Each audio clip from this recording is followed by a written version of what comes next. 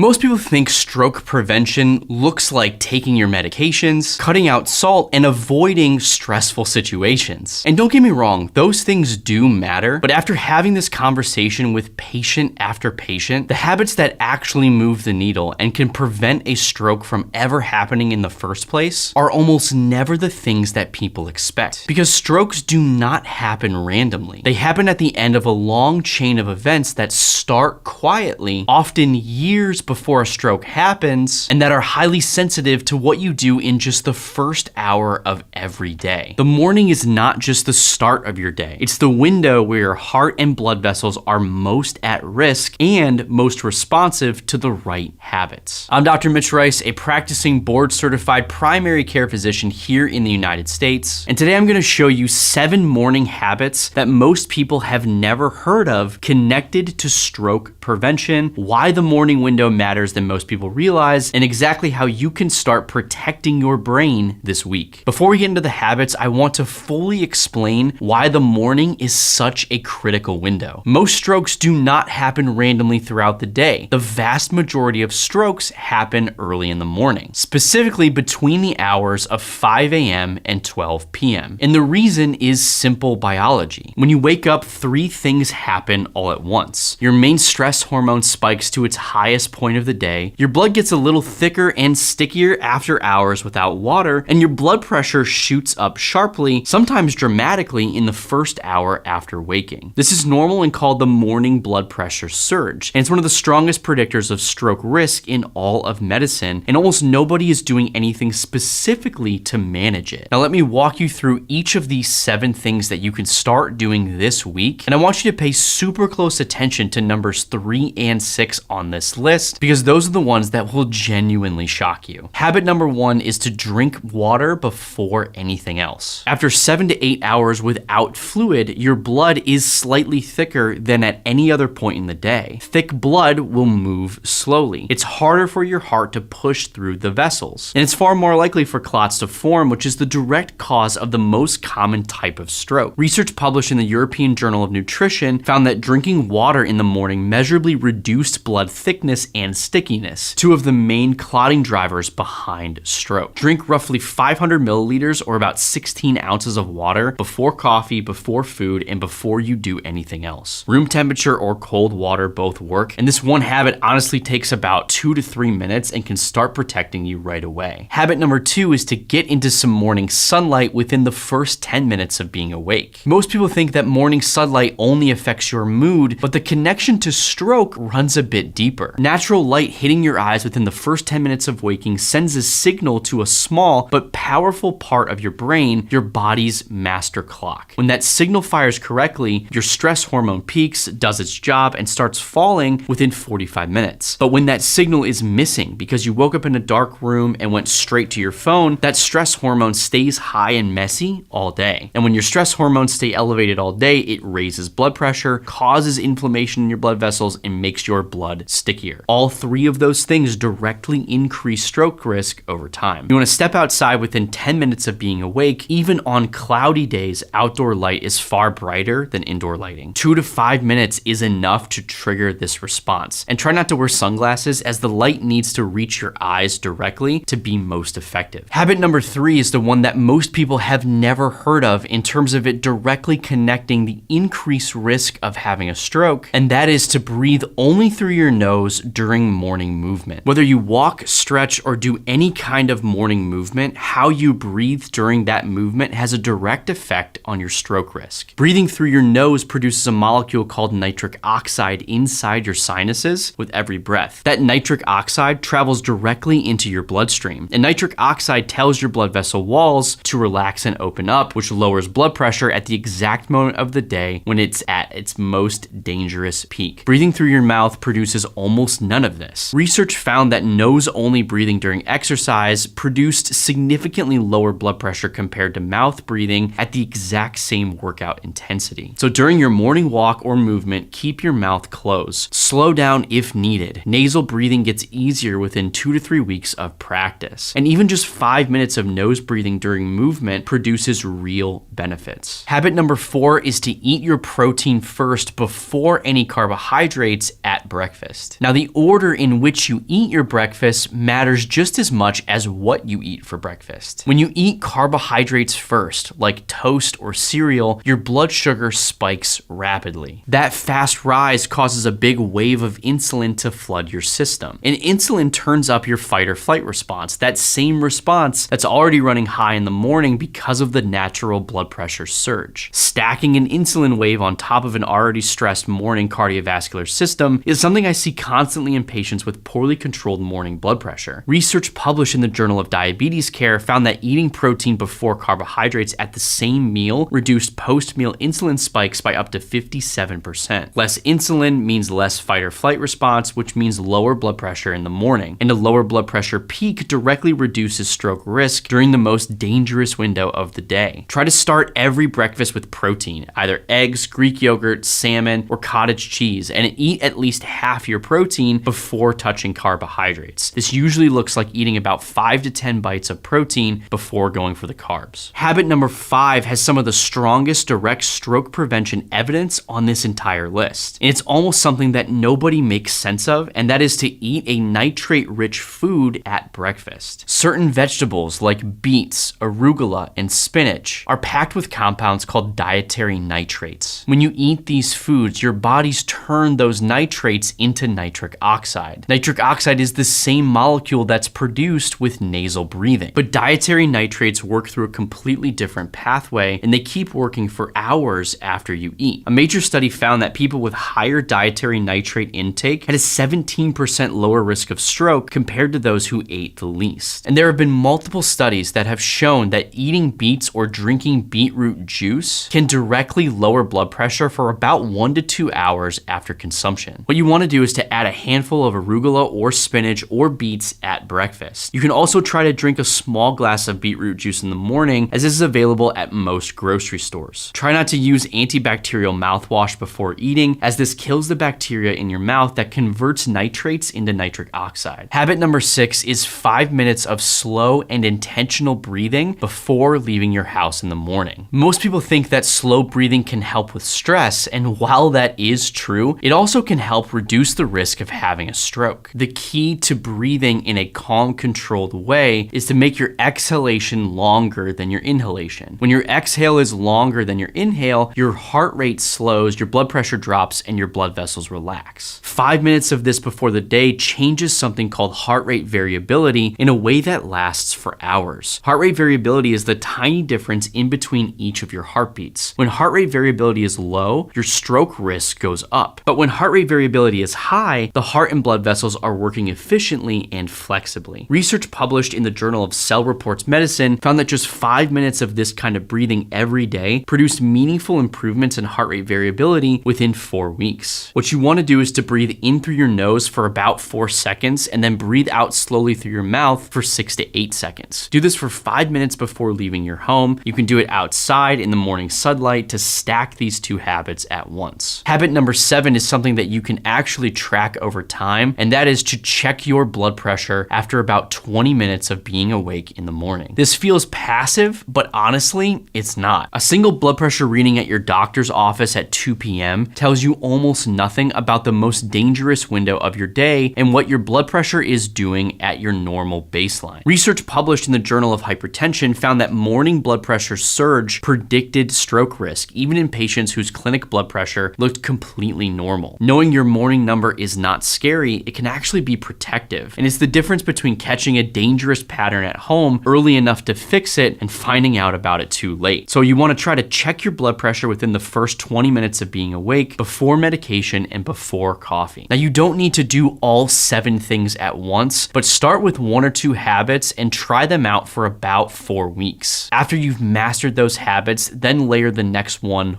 by one. This compounding of small morning habits is what truly can save lives. If this video changed the way you think about your morning, and specifically how it can protect your risk of having a stroke, please consider subscribing, as well as sending this to someone that may need to hear this message. If you want the complete roadmap in terms of the right foods, the right exercises, and evidence-based supplements in order to optimize your metabolic health and longevity, I put all of that information together in a completely free resource called the Metabolic Blueprint. If you're interested, you can grab it in the link below. Finally, Finally, the steadfast love of the Lord never ceases. His mercies never come to an end. They are new every morning. This is from the book of Lamentations, chapter 3, verses 22 and 23.